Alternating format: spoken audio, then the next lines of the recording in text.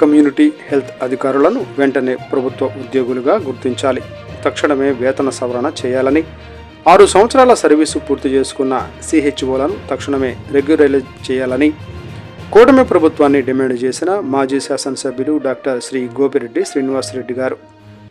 Andhra Pradesh mid level health providers and community health officers association ఆధ్వర్యంలో పల్నాడు జిల్లా నరసరావుపేట పట్టణంలో గత 8 రోజులుగా సమ్మె చేస్తూ నిరసన తెలియజేస్తున్న కమ్యూనిటీ హెల్త్ అధికారులు సమ్మె శిబిరాన్ని మాజీ శాసనసభ్యులు డాక్టర్ శ్రీ గోపిరెడ్డి శ్రీనివాసరెడ్డి గారు సందర్శించి వారికి వైఎస్ఆర్ కాంగ్రెస్ పార్టీ తరఫున సంఘీభావం తెలిపారు.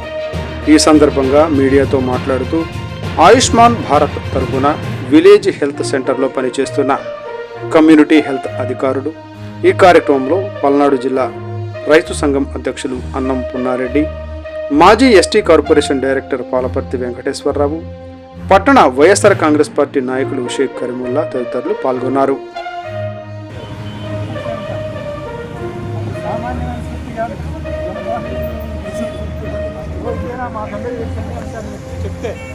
ఇప్పుడే చెప్పండి, గాంధీ గారు దక్షిణాఫ్రికాకి వెళ్ళి అక్కడ పుస్తకం చదివాడండి. అందుకు లాస్ట్ చదివిన తర్వాత ఆయనకి 3 పాయింట్లు వచ్చినాయి. ఆయన జీవితంలో ఆశ్రయించాడు. వెంటనే పిల్లలు కానీ ఆశ్రమం పెట్టేసి ఆశ్రయించడానికి పోయాడు. దాంట్లో ఒక సూత్రం ఏంటంటే ఆటోలో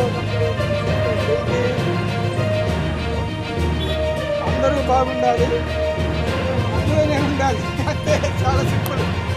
ఇదే అందరూ బాగుండాలి, అందులో నేను ఉండాలి. ఎవరికి వాళ్ళు అనుకోవాలి.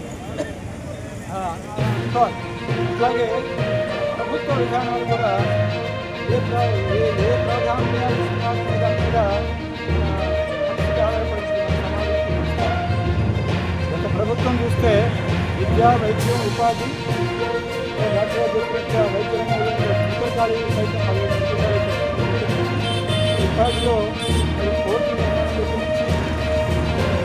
పవన్ కళ్యాణ్ ఒక దీంట్లో అంటున్నాడు, గ్రీన్ ప్రాజెక్ట్ కర్నూలు జిల్లా గ్రీన్ కో. అక్కడికి వెళ్ళి ఆయన నోటెమ్మట విమర్శించడానికి పోయాడు. ఎక్కడ బస్సులు వెళ్ళాడు పర్యావరణ దీక్ష. అసలు ఒక్క మాట కూడా వ్యతిరేకంగా మాట్లాడలేక 10-12 రకాలుగా ప్రశంసించాడు ఆయన.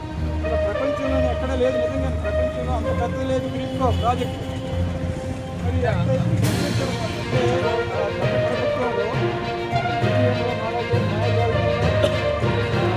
ఓడిపోయాడు, కానీ గెలవాల్సిన వాడు మెజార్టీతోనైనా సరే. అటువంటి అక్రమ మార్గాల్లో వచ్చినటువంటి ప్రభుత్వం మరి కొన్ని ఎలాగలో వచ్చింది, మంచి పనులు చేయాలి కదా. 5 లక్షల చొప్పున 4 లక్షల చొప్పున ఏడాదికి 5 సంవత్సరాలు 20 లక్షల ఉద్యోగాలు ఇస్తానన్నారు కదా. 20 లక్షల ఉద్యోగాలు ఎక్కడ ఉన్నాయో తెలియదు, కానీ ఉన్న ఉద్యోగాల్లో నుంచి చేసి మిమ్మల్ని బయట రోడ్డు మీద పడేశాడు. 2.5 లక్షల మంది వాలంటీర్లని రోడ్డు మీద పడేశాడు. ఇప్పుడు మీ పరిస్థితి అలాగే ఉంది. అట్లాగే విద్యారంగంలో అనేక తరగతి పేపర్లో ఫోటోలు చూసా. తరగతి అదనపు తరగతి నిర్మాణాలు ఆగిపోయినాయి, కోర్టు నిర్మాణాలు ఆగిపోయినాయి. పక్కన అమరావతి అంటారు. ఎట్లా చేస్తారంటే సంపద సృష్టిస్తారు, ఎప్పుడు సృష్టిస్తారంటే 2040 ఇస్తారు. కాబట్టి అందరూ ఏం చేసుకోవాలంటే ప్రస్తుత ప్రభుత్వ విధానాలు ఆరోగ్య రంగాన్ని కానీ, వైద్య రంగాన్ని కానీ, ఉపాధి రంగాన్ని కానీ, పేద ప్రజలు కానీ పట్టించుకునేటట్టుగా లేదు. కాబట్టి 4,000 ఎకరాలు అమ్ముతాడంట, 20 కోట్లు ఎకరం, 80,000 కోట్లు వస్తాయంట ఈరోజు పేపర్లో. అంటే రియల్ ఎస్టేట్ వ్యాపారం చేయడానికి మళ్ళీ ఒక 40,000 ఎకరాలు కూడా అంటే ఈ విధానాలను, ప్రభుత్వ యొక్క దోపిడీ విధానాలను విశ్లేషించాలని చెప్పి ఆ యొక్క అవకాశం మనకు కలిగి ఉంది.